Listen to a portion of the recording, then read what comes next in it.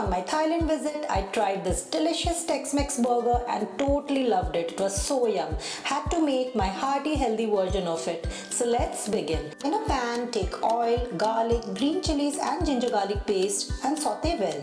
Add onions and saute till translucent. Add bell peppers, crushed corn, grated beetroot and cook for 2 minutes. Add boiled kidney beans, mash well and combine. Now add all the spices, herbs, jalapenos and mix well. Add oats and cook till all combines together. Transfer and cool completely. Make tikkis and cook on tawa till golden brown.